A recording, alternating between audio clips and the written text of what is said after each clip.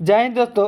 आपका बीपीएससी के द्वारा जो टीचर भर्ती का एग्ज़ाम जो लिया जा रहा है उसका आपको 6 to 8 का जो 9 दिसंबर का आपका एग्ज़ाम हुआ था उसका आंसर की ऑफिशियल आ गया है। हम जो है ना उसका क्वेश्चन और उसका आंसर की हम अभी बताने वाले हैं कि जो भी जिनका भी आगे एग्ज़ाम बचा हुआ है वो ज़रूर देख कर जाए ताकि आपको पैटर्न मालूम चलेगा किस टाइप से प्रश्न पूछे जा रहे हैं। साथ ही जो भी आगे जो बीपीएससी का फिलहाल तैयारी कर रहे हैं टीचर का उनको जो है ना हेल्पफुल होगा, पैटर्न मालूम चलेगा और उस हिसाब से वो जो है ना अपना स्ट्रेटजी बनाएंगे और साथ ही क्वेश्चन रिपीटेशन अगर होगा तो उनको फ़ायदा होगा। तो आप अगर मेरे चैनल पर नए हैं तो चैनल को ज़रूर सब्सक्राइब कर ले और वीडियो को अगर अच्छा लगे तो ज़रूर लाइक कर दे। तो चलिए स्टार्ट करते हैं आज का प्रश्न। देखिए आपका 6 to 8 के लिए आपको सामाजिक अध्ययन का जो प्रश्न है इसमें आपको जीके जीएस और करंट अफेयर तीनों का इसमें आपको प्रश्न होंगे। तो चलिए स्टार्ट करते हैं 6 to 8 के लिए। देखिए पहला प्रश्न है आपका, ये देख सकते हैं पहला प्रश्न आपका मैथ का है आपका। एक दुकान में 2 पेंसिल और 3 रबर की कीमत 9 रुपये है और 4 पेंसिल और 6 रबर की कीमत 18 रुपये है। तो प्रत्येक पेंसिल और प्रत्येक रबर की कीमत क्या होगा।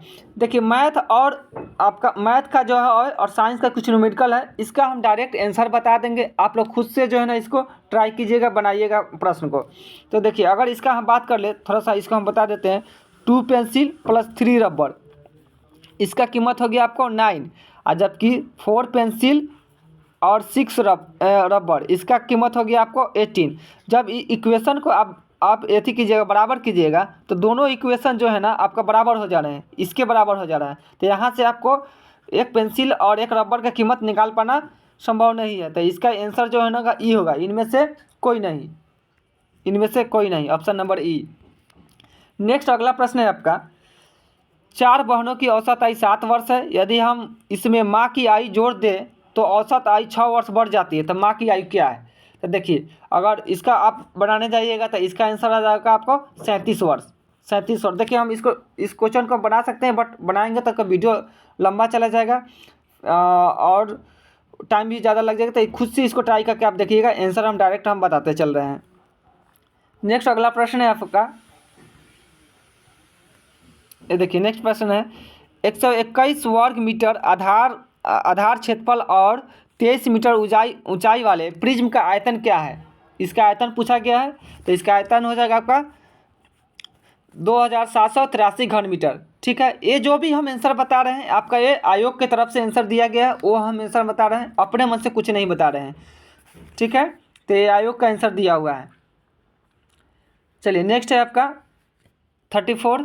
इसमें है 1 से 1 और 50 के बीच कितनी अभाज्य संख्या है। तो देखिए 1 से 50 के बीच में जो है ना आपका 15 अभाज्य संख्या होता है। कितना, 15। और 1 से 100 के अगर 1 से 100 के बीच कहेगा, 1 से 100 के बीच, अगर 100 के बीच, तो इसमें आपको जो है ना 25 अभाज्य संख्या हो जाता है। कितने, 25। अगर 50 से 100 के बीच कहे तो इसमें आपको 10 अभाज्य संख्या हो जाते हैं। तो इस बात को ध्यान रखिएगा। नेक्स्ट जो जिनका भी एग्जाम अभी बचा हुआ है तो 1 से 50 के लिए 15 अभाज्य संख्या हो जाएंगे। नेक्स्ट अगला प्रश्न है आपका, ये देखिए √0.0000125 बाई 0.00005329 का मान क्या होगा। तो इसका होगा 35/73। ठीक है, 35/73 इसका वैल्यू हो जाएगा। नेक्स्ट आते हैं 36। ये देखिए ये आपका क्वेश्चन है, एक्स वाई और जेड का धनात्मक वास्तविक संख्या पूछा गया है। तो इसका आंसर हो जाएगा आपका ए 5x² yz²। ठीक है, चलिए नेक्स्ट क्वेश्चन देते हैं 37 नंबर। 37 नंबर आपका क्वेश्चन है। 3 tan थीटा बराबर 4 हो तो 3 sin theta plus 2 cos theta, 3 sin theta minus 2 cos theta का मान पूछा गया है। तो इसका वैल्यू जो है ना मूल्यांकन कीजिए, इसका जो है ना मूल्यांकन करने की क्या है। तो इसका आंसर जो है ना आपका ई हो जाएगा। इनमें से कोई नहीं, आप निकाल के देखिएगा उसको कितना आ रहा है। इनमें से कोई नहीं इसका आंसर दिया गया है। नेक्स्ट अगला प्रश्न है आपका। लोहे के एक ठोस टुकड़ा 49 centimetre into 33 centimetre into 24 centimetre विमाओं वाले एक घनाभ के आकार में है। इसको ढालकर एक ठोस गोला बनाया जाता है। तो गोले की त्रिज्या क्या है। तो यानी इसका त्रिज्या पूछ लिया गया है। तो त्रिज्या इसका क्या हो जाएगा, सी 38 का सी 21 सेंटीमीटर। ठीक है। नेक्स्ट अगला प्रश्न आपका ये 39। देखिए 39 क्या है, नाभिकीय रिएक्टरों में DTO का उपयोग होता है किस लिए? DTO का उपयोग किस में होता है? तो ये आपका मंदक के रूप में, ये आपका प्रचलित क्वेश्चन है। और नेक्स्ट क्वेश्चन है ये देखिए इसमें आप कंफ्यूज नहीं कीजिएगा, लैक्टियल पूछा, लैक्टिकल नहीं पूछा, लैक्टियल निम्नलिखित में किससे संबंधित है? ये तो वसा का अवशोषण से संबंधित, दुग्ध से नहीं है। बहुत से लोग जो है ना इसका आंसर लगा है, ये नहीं होगा, वसा का अवशोषण हो जाएगा। ठीक है। नेक्स्ट आपका प्रश्न आइए देखते हैं, प्रकाश संश्लेषण के अध्ययन से संबंधित वनस्पति विज्ञान की शाखा क्या कहलाता है? प्रकाश संश्लेषण से संबंधित, तो देखिए प्रकाश संश्लेषण अध्ययन से संबंधित वनस्पति विज्ञान की जो शाखा है उसे पादप कायिकी बोलते हैं। ठीक है, पादप कायिकी। नेक्स्ट अगला प्रश्न है आपका, देखिए एक पीढ़ी से दूसरी पीढ़ी में वंशागति के अध्ययन को क्या कहा जाता है? ये भी आपका प्रचलित संबंध है। एक पीढ़ी से दूसरी पीढ़ी में जाता है उसे आनुवंशिकी बोलते हैं, जेनेटिक्स, आनुवंशिकी। नेक्स्ट अगला प्रश्न है आपका, लेग्यूमिनस पौधे में नाइट्रोजन स्थिरीकरण के लिए कौन सा वर्णक आवश्यक है? तो ये आपका लेग हीमोग्लोबिन जो है ना आपका आवश्यक है। 43 का क्या हो जाएगा? बी। नेक्स्ट है आपका, वह एंजाइम जो हमारे मुंह में भोजन के साथ मिलता है उसे क्या बोलते हैं? जो लार ग्रंथि में पाया जाता है उसे एमाइलेज बोलते हैं। मुंह में जब भोजन का पचना कहाँ से स्टार्ट हो जाता है? मुंह से ही, तो इसमें आपका एंजाइम जो होगा एमाइलेज होगा। नेक्स्ट अगला प्रश्न है आपका, L2O3 इंटू 2SiO2.2H2 निम्नलिखित में किसका रासायनिक सूत्र है? तो ये आपका जो रासायनिक सूत्र है चीनी मिट्टी का है। किसका है? चीनी मिट्टी का है। नेक्स्ट अगला है प्रश्न आपका, वह जानवर जो मुख्यतः मांस खाता है निम्नलिखित में से क्या कहलाता है? ये सभी जानते हैं, मांसाहारी यानी कार्निवोर उसको बोलेंगे। और जो दोनों खाता है उसको ओमनीवोरस, और जो सिर्फ शाकाहारी है उसे हार्बीवोरस। चलिए नेक्स्ट प्रश्न आपका देखते हैं। नेक्स्ट प्रश्न आपका, ये देखिए आप करंट अफेयर का आपका प्रश्न है, 1 दिसंबर 2022 को किस हवाई अड्डे पर डीजी यात्रा शुरू नहीं हुई थी? इसमें पूछा गया है नहीं हुई थी, किस पर जो है ना आपका नहीं हुई थी? तो ये है आपका रायपुर में नहीं हुई थी, बाद बाकी में हुआ था। तो ऑप्शन नंबर बी इसका सही हो जाएंगे। नेक्स्ट है आपका, अगला प्रश्न है आपका, गणतंत्र दिवस यानी 26 जनवरी 2023 को मुख्य अतिथि कौन थे? तो इसका जो मुख्य अतिथि थे 26 जनवरी 2023 को अब्देल फतह अल सीसी। कौन थे? अब्देल फतह अल सीसी इसका क्या थे? मुख्य अतिथि थे। नेक्स्ट अगला प्रश्न है आपका, 5वां यूरोपीय संघ भारत प्रतियोगिता सप्ताह 2022 कहाँ आयोजित किया गया था? तो ये आपका नई दिल्ली में। कहाँ पर किया गया था? नई दिल्ली में। नेक्स्ट अगला प्रश्न है आपका, सूर्य का अध्ययन करने के लिए 2 सितंबर 2023 को लॉन्च किए गए इसरो के आदित्य L1 मिशन के लिए परियोजना निर्देशक कौन थे? देखिए इसमें अधिकतर क्वेश्चन जो है ना रिपीट करने मतलब उसी टाइप से जो है ना एक ही टॉपिक से L1 जो है ना इससे आपका 9 to 10 में भी जो है ना इसी टाइप का आपका प्रश्न जो है पूछा गया था, सेम इस क्वेश्चन बेसिस पर, बट क्वेश्चन वो थोड़ा अलग था। तो इसका जो हो जाएगा आपका ऑप्शन नंबर सी, निगार साजी। ठीक है, ऑप्शन नंबर सी। तो जिनका भी एग्जाम बचा हुआ है वो जरूर जो है ना क्वेश्चन को देख के जाए, और इस आधार पर जो है ना और भी अगर क्वेश्चन बनते हैं तो उसका तैयारी करके जाए। नेक्स्ट अगला प्रश्न है आपका, संयुक्त राज्य अमेरिका में कौन सा राज्य विधायिका पहला राज्य बन गया है जिसने दक्षिण एशियाई मूल के लोगों के लिए जाति के आधार पर भेदभाव पर गैर कानूनी घोषित करने के लिए मतदान किया है, जिनका आरोप है कि उन्हें रोजगार और आवास में निष्पक्षता के लिए पारंपरिक अमेरिकी सुरक्षा उपायों से बाहर रखा गया है? तो ये राज्य कौन सा है आपका? देखिए 4 ऑप्शन दिए गए, तो इसमें जो है ना आपका 5 ऑप्शन दिए गए हैं, तो इसमें हो जाएगा ऑप्शन नंबर ए, कैलिफोर्निया। इन्होंने ही क्या किया है? मतदान किया है। नेक्स्ट अगला प्रश्न है आपका, देखिए अगला प्रश्न है, हाल ही में किस देश ने रूबेला के सफल उन्मूलन की घोषणा की है? रूबेला का सफल उन्मूलन की घोषणा की है तो वो है आपका भूटान। रूबेला वायरस का सफल उन्मूलन का जो है ना घोषणा किया है, ये है आपका भूटान। नेक्स्ट अगला प्रश्न है आपका, अमेरिका द्वारा लीजन ऑफ मेरिट सम्मान किसे दिया गया है? लीजन ऑफ मेरिट सम्मान जो है ना आपका जनरल दलबीर सिंह सुहाग को दिया गया है। किसको दिया गया है? जनरल दलबीर सिंह सुहाग को।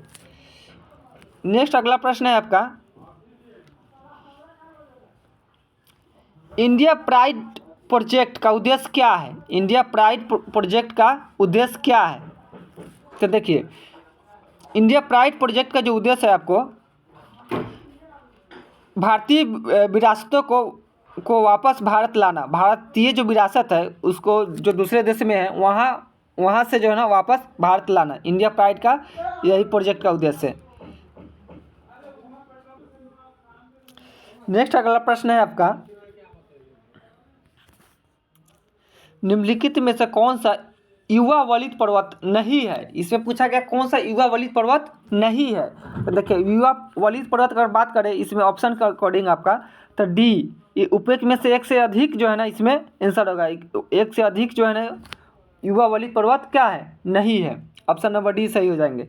नेक्स्ट अगला प्रश्न है आपका, निम्नलिखित क्षेत्रों में से किसकी न्यून हिम रेखा है? न्यून माने छोटा, न्यून हिम रेखा है किसकी? तो ये है आपका अल्पस क्षेत्र का। किसका? अल्पस क्षेत्र का। इसका जो है न्यून हिम रेखा है। अगला प्रश्न है आपका, कर्क रेखा द्वारा सर्वाधिक क्षेत्र आच्छादित है। कर्क रेखा द्वारा सर्वाधिक क्षेत्र किससे आच्छादित, कौन सा क्षेत्र जो है ना जरा सर्वाधिक घिरा हुआ है, आच्छादित है? तो यह है आपका मालवा का पठार। कहाँ? कर्क रेखा द्वारा मालवा का पठार। नेक्स्ट अगला प्रश्न है आपका, कांटेदार जंगल नहीं पाए जाते हैं। कांटेदार जंगल नहीं पाए जाते हैं। इसमें से आपको ऑप्शन देखकर बताना है कहाँ पर जो है कांटेदार जंगल नहीं पाए जाते हैं। तो ये आपका तमिलनाडु क्षेत्र में। तमिलनाडु जो है ना आपको कांटेदार जंगल नहीं पाए जाते हैं। नेक्स्ट अगला प्रश्न है आपका, किस राज्य में सबसे अधिक लेटराइट मिट्टी है? तो सबसे अधिक अगर लेटराइट मिट्टी की बात करें, सबसे अधिक अगर लेटराइट मिट्टी का बात करें तो वो है आपका कौन? मेघालय। मेघालय में जो है ना आपका सबसे अधिक लेटराइट मिट्टी है। नेक्स्ट अगला प्रश्न चलते हैं, उस देश का नाम बताइए जो पहले G21 की मेज़बानी करेगा। पहले G21 की मेज़बानी करेगा। तो ये कौन सा देश है आपका? तो ये हो जाएगा आपका ब्राज़ील। ब्राज़ील जो है ना पहला देश है जो G21 का मेज़बानी करेगा। हवा में नमी मापने के लिए निम्नलिखित में से किस उपकरण का उपयोग किया जाता है? तो देखिए, हवा में नमी मापने, ये भी प्रचलित क्वेश्चन है। नमी मापने के लिए आपका हाइग्रोमीटर का प्रयोग करते हैं। सॉरी, माफ़ कीजिएगा, स्क्रॉल हो गया है। अगला प्रश्न है आपका, निम्नलिखित में से कौन सा भूमध्य सागर से भारत के उत्तर पश्चिम भाग की ओर चलता या चलती है? कौन सा पश्चिम की ओर भूमध्य सागर से चलता है? तो ये देखिए, ये आपका जो है ना ऑप्शन के अकॉर्डिंग आ जाइएगा। तो ऑप्शन नंबर ए, पश्चिमी विक्षोभ। कौन सा हो जाएगा? पश्चिमी विक्षोभ। नेक्स्ट अगला प्रश्न है आपका, किसके नेतृत्व में संथाल विद्रोह जो है ना 1855 से 56 हुआ था? किसके नेतृत्व में? तो देखिए, 4 ऑप्शन इसमें जो ऑप्शन दिए गए उसके अकॉर्डिंग इसमें से कोई नहीं है। ऑप्शन नंबर ई जो है ना सही। ऐसे बता देते हैं, संथाल विद्रोह जो होता है ना सिद्धू और कान्हू जो है ना उसी के नेतृत्व में जो है ना ये विद्रोह हुआ था, सिद्धू और कान्हू। तो ऑप्शन नंबर इसका ई हो जाएगा, इनमें से कोई नहीं। नेक्स्ट अगला प्रश्न है आपका, 5 मार्च 1931 को कौन सा महत्वपूर्ण घटना घटी थी? तो 5 मार्च 1931 गांधी इरविन समझौता। ये भी आपका प्रचलित क्वेश्चन है, गांधी इरविन समझौता। नेक्स्ट अगला प्रश्न है आपका, बिहार यूथ लीग का गठन हुआ था, कब हुआ था? बिहार यूथ लीग का गठन जो है आपका 1928 में हुआ था। कब हुआ था? 1928 में। नेक्स्ट अगला प्रश्न है आपका, 6 अप्रैल 1930 को चंपारण में नमक सत्याग्रह का नेतृत्व किसने किया था? नमक सत्याग्रह का जो है ना नेतृत्व किसने किया था? तो वो थे आपका बिपिन बिहारी वर्मा। कौन थे? बिपिन बिहारी वर्मा। नेक्स्ट अगला प्रश्न है आपका, ये देखिए अगला प्रश्न है, पूना समझौते पर हस्ताक्षर कब किए गए थे? पूना समझौते पर हस्ताक्षर आपका जो है ना कब किया गया था? देखिए पूना समझौते पर अगर बात करें हस्ताक्षर कब किया गया था, तो 24 सितंबर 1932 को। कब? 24 सितंबर 1932 को जो है ना पूना समझौता पर आपका हस्ताक्षर किया गया था। पूना समझौता किनके किनके बीच हुआ था? तो महात्मा गांधी और डॉक्टर भीमराव अम्बेडकर के बीच में हुआ था पूना समझौता। 1857 के विद्रोह में बिहार का नेतृत्व किसने किया था? तो ये थे आपका बाबू कुंवर सिंह। ठीक है, 68 का हो जाएगा बी, कुंवर सिंह।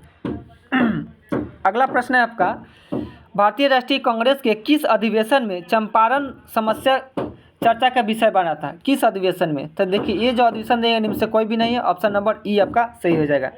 नेक्स्ट अगला प्रश्न है आपका, मशहूर नारा इनकलाब जिंदाबाद किसने दिया था? तो देखिए ये जो नारा दिया था ये हजरत मोहानी दिया था, हजरत मोहानी।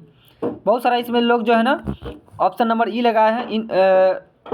इनकलाब जिंदाबाद का नारा भगत सिंह नहीं, ये जो पहले जो नारा ये जो लगाए थे ये आपका हजरत मोहानी था। ऑप्शन आपका ये जो है ना बोर्ड ही आंसर दिया है आपका हजरत मोहानी, लेकिन बहुत सारे लोग बोल रहे थे कि नहीं भगत सिंह होगा, भगत सिंह नहीं होगा आपका आंसर। ठीक है, तो इस प्रकार हमने जीके जीएस और करंट अफेयर इसका हमने वीडियो जो है ना कंप्लीट कर दिया है। नेक्स्ट वीडियो आपका जल्द ही अपलोड कर दिया जाएगा 6 to 8 के लिए। अगर मेरे चैनल पर नए हैं तो चैनल को जरूर सब्सक्राइब कर लें और बेल आइकन को दबा दें। तब तक के लिए जय हिंद, जय भारत।